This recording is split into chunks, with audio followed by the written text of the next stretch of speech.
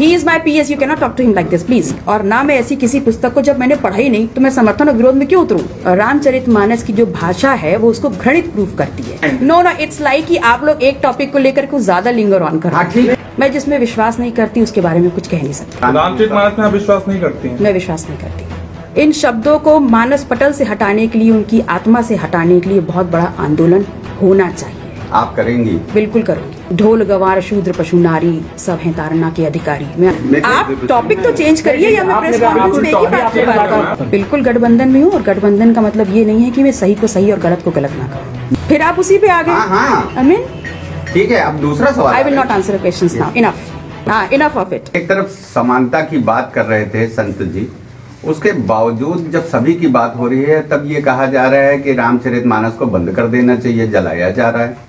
आपका क्या नजरिया है? देखिए, रामायण के बहुत से वॉल्यूम्स हैं, बहुत से लेखकों ने उसको लिखा है और रामचरितमानस जो है वो जिन्होंने उसका अनुवाद किया है वाल्मीकि जी की रामायण का, उन्होंने उन सभी रामायणों से कुछ न कुछ अंश लेकर के अनुवाद करके और उसमें अपने भी विचार जोड़ते हुए रामचरितमानस को लिखा है। अब रामचरितमानस की जिन चौपाइयों की बात हो रही है, अगर देखें तो ऐसे इस्लाम है और कुरान में भी लिखा है कि बुत परस्ती हराम है। और कई इस्लामिक जो इतिहासकार हैं उन्होंने बोला है कि जो बुत परस्ती में लोग हैं वो काफिर हैं।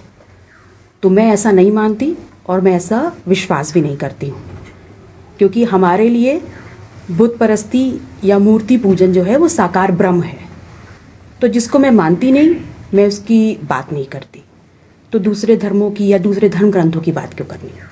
तो मैम कितना उचित समझती हैं जिस तरह से धर्म ग्रंथ को जलाया गया, उसके प्रतिया को कितना सही मानती हैं आप? देखिए, किसी पंक्ति को हटाना या किसी शब्द को हटाना महत्वपूर्ण नहीं है।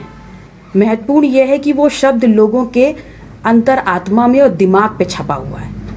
तो अगर हमें हटाना है और विरोध करना है तो सबसे पहले अपने आंदोलन को इतना बड़ा करना है कि वो शब्द हमारे दिमाग से हटे, आत्मा से हटे, और हम अपनी पीढ़ियों को बेहतर रोजगार, बेहतर शिक्षा, बेहतर स्वास्थ्य व्यवस्था, बेहतर देश दे पाएं, उनको शक्ति संपन्न और सत्ताशील बना पाए। ये होना चाहिए।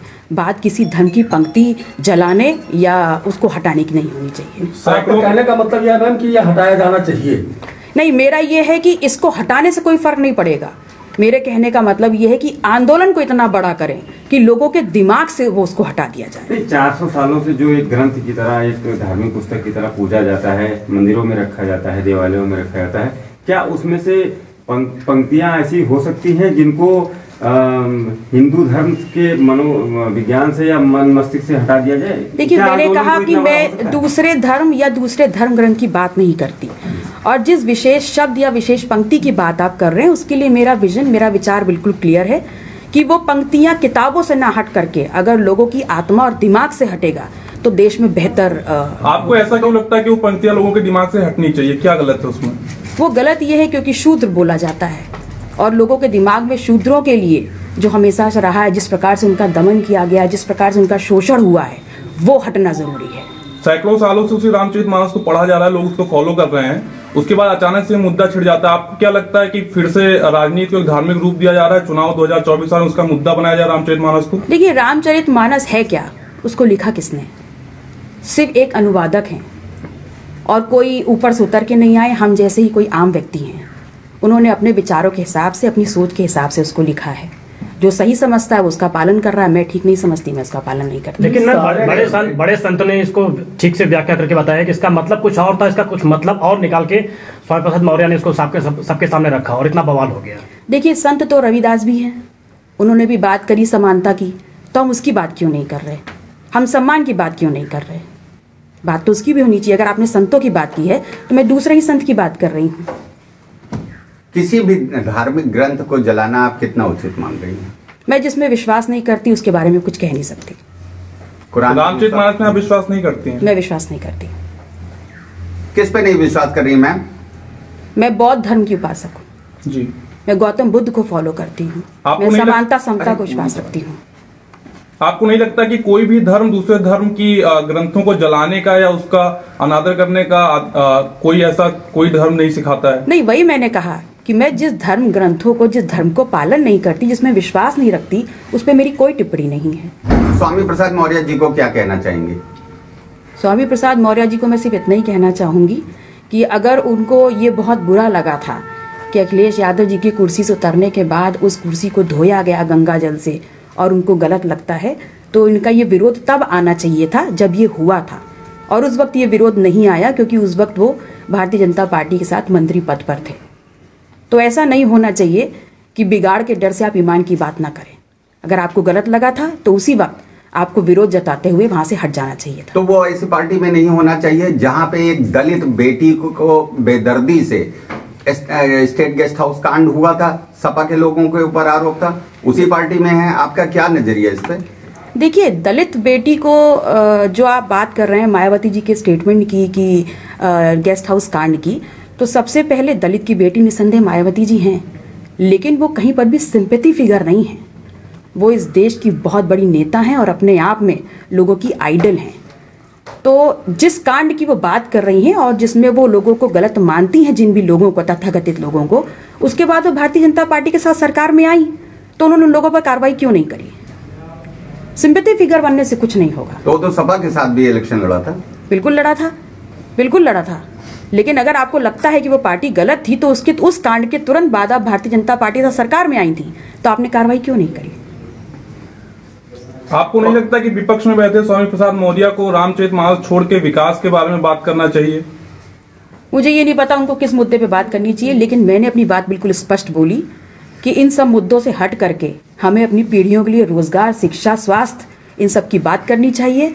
उनको आप बोल सकते हैं कि अपनी विरासत के तौर पर या एक बेहतर देश में उनको शक्ति संपन्न होना चाहिए और सत्ताशील होना चाहिए। लेकिन मैम, स्वामी प्रसाद मौर्य के बयान के बाद ही उनकी ही पार्टी सभा में बहुत लोगों ने विरोध किया।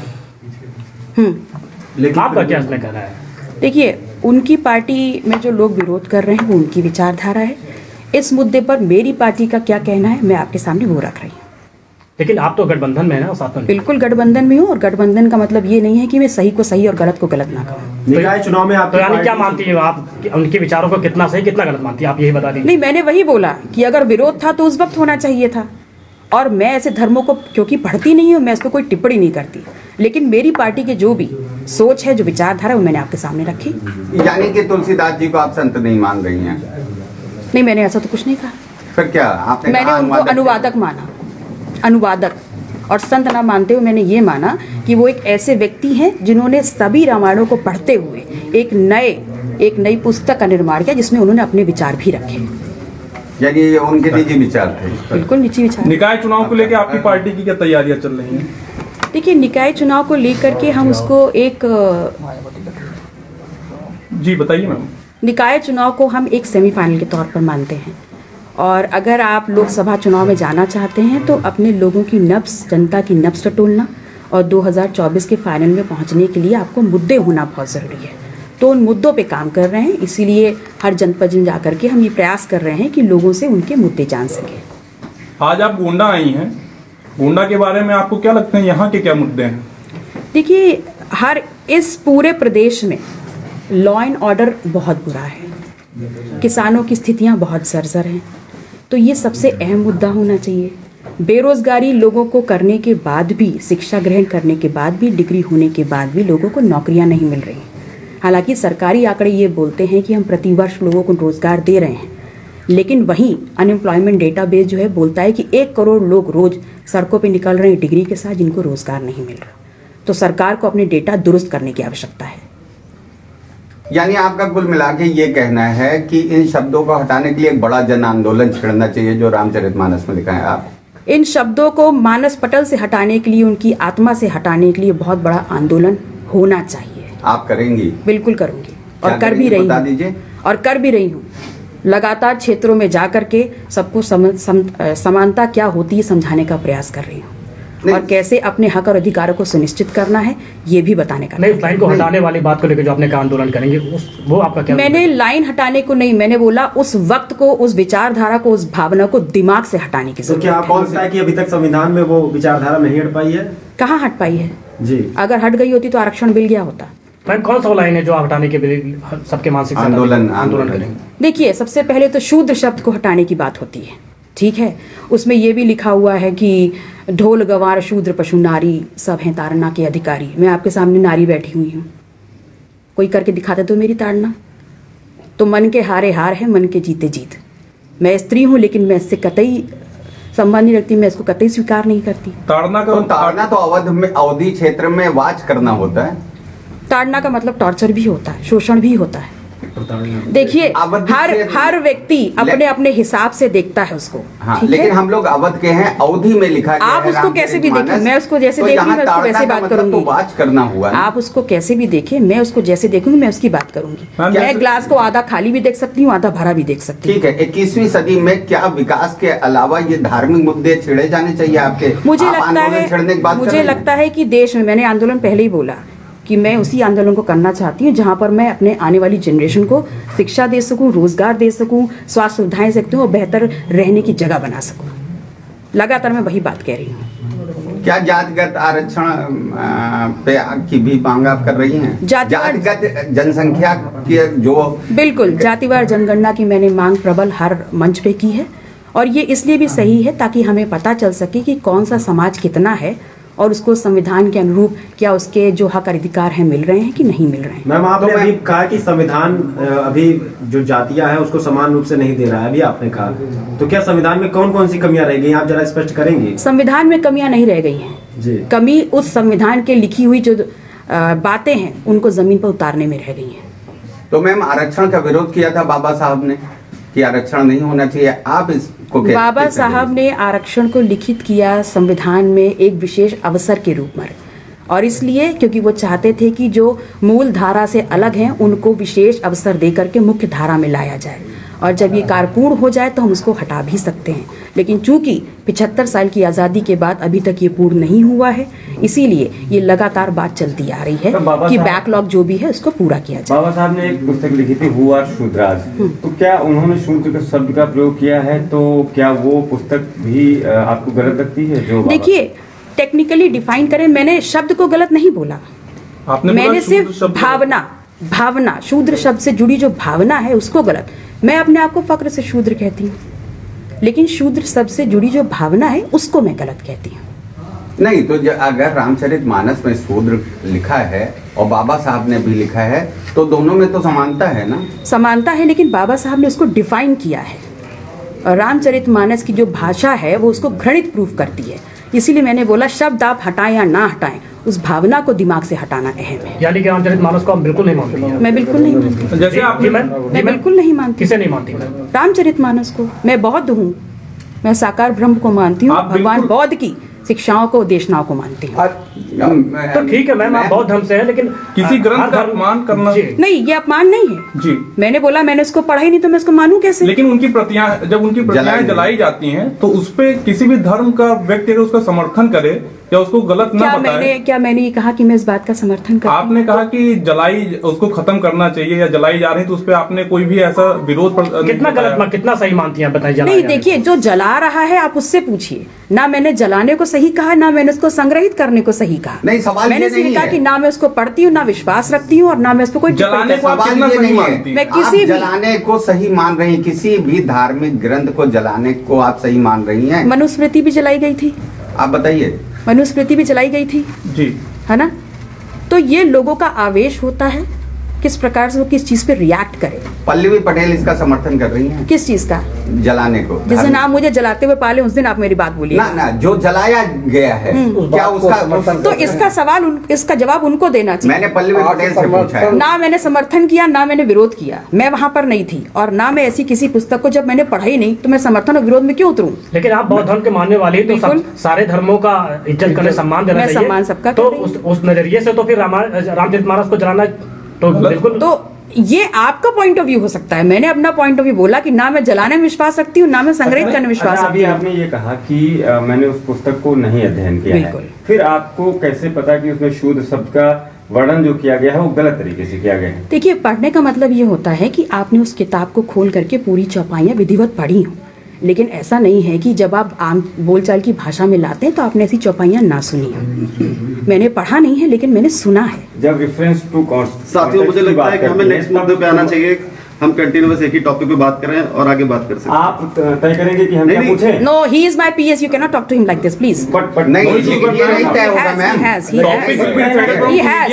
No, it's like कि आप लोग एक टॉपिक को लेकर कुछ ज्यादा लिंगर ऑन कर। हाँ ठीक है। प्रेस कॉन्फ्रेंस है, you can ask 2, 3, 4 questions। आपने नहीं बताया था 2-3 पॉइंट। मैं फिर साथियों हम लोग आप टॉपिक तो चेंज करिए या मैं प्रेस कॉन्फ्रेंस में एक ही बात पे बात करूं। पहले साइड में 2-3 बर्निंग टॉपिक चल रहा है इस समय, तो उस पे हो गया, बहुत बर्निंग हो गई। 10-15 मिनट्स ऑफ बर्निंग। सही बात पे बात कर रहे हैं हम लोग। आपने भी 2-3 टॉपिक सॉल्व बताए थे, गवर्नमेंट से बता दी, उस पे ही कुछ अपनी बात बता दें। 10-15 मिनट्स। अभी आपने एक ही क्वेश्चन। अगले क्वेश्चन कर लो। कोई इशू नहीं है मैम। अच्छा, आने वाले चुनाव में किस तरीके से आपकी पार्टी काम करेगी, किसके साथ गठबंधन होगा, किस तरीके से आप देखिए, गठबंधन जो होता है वो पार्टी के राष्ट्रीय कमेटी और राष्ट्रीय नेतृत्व का डिसीजन होता है, और मुझे लगता है बहुत बेहतर होगा कि अगर इसका निर्णय राजमाता कृष्णा पटेल जी लेंगी और वो डिसाइड करेंगे कि हम गठबंधन में किस प्रकार से उतरेंगे, कहाँ कहाँ लड़ेंगे और किन मुद्दों पे चुनाव लड़ेंगे। हाल ही में देश का बजट आया है, आपको क्या लगता है कि इस सत्र का जो बजट है देश के लिए कितने फायदेमंद होगा? देखिए, जो अभी केंद्रीय बजट आया है वो आम जनता से इतर होकर के चुनावी बजट ज़्यादा लगता है, क्योंकि अगर चुनाव को दृष्टिगत ना रखा गया होता तो शायद उसमें जो राशन के लिए बजट है उसको डबल ना करते हुए शिक्षा का बजट डबल किया जाता। तो मुझे लगता है वो चुनावी बजट है। हाँ, कुछ क्या चुनाव में शिक्षा कोई मुद्दा नहीं है? देखिए, शिक्षा मुद्दा जरूर है, इसको होना भी चाहिए, लेकिन अभी क्योंकि प्रश्न बजट से आया है तो मैंने बोला बजट में शिक्षा के लिए कोई आवंटित नहीं अगर किया। शिक्षा को हम काट कर चलते हैं, केवल राशन देखेंगे तो क्या जनता इस बात को नहीं जानती? देखिए, देश की जो जनता है वो सबसे ज्यादा उस ग्रुप को बिलोंग करती है जिसके लिए राशन आवंटित किया जाता है, और उनके लिए शिक्षा महत्वपूर्ण तब होती है जब वो प्राथमिक विद्यालय तक पहुंच तो पाए। जिसके घर में खाना नहीं होगा वो शिक्षा का सपने सोच भी नहीं सकता। तो उस हिसाब से तो खाने की व्यवस्था पहले कराई जानी चाहिए, जिस तरह से आपने बताया। तो राशन देना फिर तो सही है, सरकार की हाँ, ये सही है, लेकिन साथ ही साथ उनकी शिक्षा की व्यवस्था भी सुनिश्चित करनी चाहिए थी। यानी कि जो राशन आवंटित किया गया है उसको आप सही मानती हैं? राशन आवंटित किया गया इसको सही मानती हूँ तब तक जब तक साथ ही साथ शिक्षा के लिए भी आवंटित किया जाता, लेकिन ऐसा ना करते हुए सिर्फ राशन के लिए आवंटित किया गया है। चुनावी बजट आपने बता दिया। जी बिल्कुल। ऐसा क्यों? क्योंकि आप उस ग्रुप को टारगेट कर रहे हैं जो सबसे ज्यादा इफेक्टेड होगा, वो जाके आपको वोट करेगा। इसमें मिडिल क्लास के लिए कुछ नहीं है, इसमें अपर क्लास के लिए कुछ नहीं है, इसमें शिक्षा के लिए कुछ नहीं है, इसमें रोजगार के लिए कुछ नहीं है। सैलरी बेस्ड पीपल के लिए टैक्स में भी छूट दी गई है, आप कह रही हैं मिडिल क्लास के लिए कुछ नहीं है। देखिए, सैलरी बेस्ड जो आपने इनकम टैक्स का स्लैब चेंज करवाया है, लेकिन उसके बाद जो ATC और ATG में उनको रियायत मिलती थी वो तो खत्म कर दी ना सरकार ने। तो वो पैसा जो उनके पास उनकी जेब में उनकी जमा धनराशि के रूप में रहता था वो मार्केट में ओपन है। तो जिस तरीके से गरीब और मध्यम वर्ग के लिए राशन आवंटित किया गया है उसमें तो बहुसंख्यक हैं, तो बहुसंख्यक की भावनाओं को जिस तरीके से अभी कुछ दिनों पहले उनको आहत किया गया, कैसे? तो अरे सीधे सीधे जलाया गया, फिर आप उसी पे आ गए। हाँ। I mean, ठीक है, अब दूसरा सवाल। I will not answer the questions now. Enough. अब मैं आपके questions related to Ramcharit Manas. हाँ, इनफ ऑफ इट। अब आप दूसरा टॉपिक चेंज करिए। Enough of it. मैंने आपके सब प्रश्नों का बहुत ही विनम्रता से जवाब दिया है। Enough of it. अब आप बताइए। आने वाले दिनों में जिस तरीके से अडानी के ऊपर तेजी से आरोप लग रहे हैं उसको आप किस नजरिए से देख रही हैं? किस प्रकार के आरोप? बोकस फंडिंग है, इस तरीके से हिंडरबर्ग की जो रिपोर्ट आई है उसके हिसाब से कई सारे आरोप लगे हुए हैं अडानी के ऊपर, जिसका असर भी अडानी के ऊपर पड़ रहा है। वहीं दूसरी तरफ से कहा जा रहा है कि कुछ उनके जो सरकार में बैठे हुए मित्र हैं उनको भी घबराहट हो रही है, उनकी मदद करना चाह रहे हैं। आप इसको किस नजरिए से देख रहे हैं? देखिए, केंद्र सरकार के माध्यम से इस देश का जो सबसे ज़्यादा खजाना रहा है वो हम सब लोगों ने देखा है। पिछले 7-8 वर्षों में सबसे ज़्यादा जो गया है वो ऐसे ही ग्रुप्स को गया है जो बड़े ब्रांड्स हैं, और उसमें सबसे ज़्यादा एकदम से रैंकिंग अगर बढ़ती है तो अडानी जी की बढ़ गई, रिलायंस ग्रुप की बढ़ती है। और इसके अलावा कोई भी ऐसा ग्रुप नहीं है। कोरोना के टाइम पे भी काफ़ी मल्टीनेशनल्स रहे हैं जिनकी इकोनॉमी में काफ़ी चेंज आया पर नीचे गिरे हैं, सिवाय इन 2 बड़े ग्रुप्स के जिनका ग्रोथ लगातार देखने को मिला है। तो निसंदेह ऐसे प्रोजेक्ट्स इनके फेवर में लॉन्च किए गए हैं, और जो कहा जाता है कि केंद्र सरकार इनके फ्रेंडली होकर के काम कर रही है, तो लगातार इनको ऐसे प्रोजेक्ट्स दिए गए हैं जिससे इनकी इकॉनमी बढ़ती गई है। हालांकि देश की इकॉनमी घटी है या बढ़ी है, इस पर इतना ज़्यादा सकारात्मक रवैया नहीं देखने को मिला। अच्छा मैम, आप किस तरीके से मानती हैं कि जैसे पहले लाल चौक पे तिरंगा एकदम फहरता ही नहीं था, फहराना ही जुर्म था, और राहुल गांधी गए वहां उन्होंने तिरंगा फहराए, तो इसका आप मान रही है कि 370 हटने के बाद ये पॉसिबल हुआ? भाई अगर वहाँ के लोगों की जिंदगी में बेहतरी आई है तो डेफिनेटली एक अच्छा कदम है सरकार का। भारत क्यों जोड़ो बोलेंगे यात्रा को लेकर आप क्या सोचते हैं? कौन सा कदम अच्छा है? किस कदम को आप 370 धारा लगी है, मैं इसको अप्रिशिएट करती हूँ। अगर वहाँ के लोगों में कुछ बेहतर आया है तो मैं उसका वेलकम करती हूँ, भले ही मैं विपक्ष में हूँ, लेकिन गलत को गलत कहना और सही को सही कहना हर जनप्रतिनिधि का काम है, और वो एक अच्छा कदम है। कौन सा कदम? 370 धारा। भारत जोड़ो यात्रा जिस तरीके से पूरे देश से होते हुए श्रीनगर पहुंची, जिसका समापन हो रहा है, आपको क्या लगता है कांग्रेस को इससे मजबूती मिलेगी? दोबारा से कांग्रेस उभर के आएगी? देखिए, कांग्रेस के नेतृत्व ने जिस वक्त ये यात्रा का शुरुआत की है, उस वक्त डू और डाई वाली सिचुएशन थी उनके लिए, और जिस प्रकार से उनके नेतृत्व राहुल गांधी जी ने इस यात्रा को शुरू किया, और जिस प्रकार से लोगों का रुझान और लोगों का प्यार और सम्मान उनको मिला है, कहीं ना कहीं जो कांग्रेस है उसके अगर मुद्दे सही रहे तो डेफिनेटली 2024 में इसका बेनिफिट मिलेगा। मैम, निकाय चुनाव को लेकर जरा स्पष्ट कर दीजिए कि आपका अपना दल स्वतंत्र रूप से अपने सिंबल पर लड़ेगा या समाजवादी पार्टी के साथ गठबंधन? देखिए, निकाय चुनाव जो है वो एक बेस रूट का चुनाव होता है, और ऐसे में अभी ये निर्णय नहीं आया है कि हम गठबंधन में लड़ेंगे या स्वतंत्र रूप से लड़ेंगे, लेकिन जल्द जब दोनों राष्ट्रीय अध्यक्षों की बैठक होगी तो हम इस पर बात करेंगे। मैं भारतीय कुश्ती संघ और खिलाड़ियों के बीच में जो कुश्ती चल रही है, इसको किस नजरिए से ले रहे हैं? देखिए, आपने जिनके बारे में और जिस मुद्दे को उठाया है, ये बहुत ही संगीन और गंभीर मुद्दा है जी। और एक राष्ट्रीय स्तर के खिलाड़ी हैं और दूसरे एक जनप्रतिनिधि हैं, और उनके बीच में जहाँ तक मेरी जानकारी है एक समिति बना करके उसमें एक रिव्यू चल रहा है। तो मुझे लगता है कि अभी कुछ भी कहना गलत होगा जब तक वो रिपोर्ट ना आ जाए। लेकिन मैम, ये कहाँ तक कह देना उचित है कि जब वो पदक लाते हैं तब वो भारत के हो जाते हैं, और उसके बाद जब आरोप लगाते हैं तो उसके बाद हरियाणा के हो जाते हैं? देखिए, मैंने इसीलिए बोला कि समिति जब तक अपनी रिपोर्ट ना दे दे, कुछ भी कहना गलत होगा। आप नारियों के संग खड़ी हैं कि पुरुषों के संग? किस मैटर में?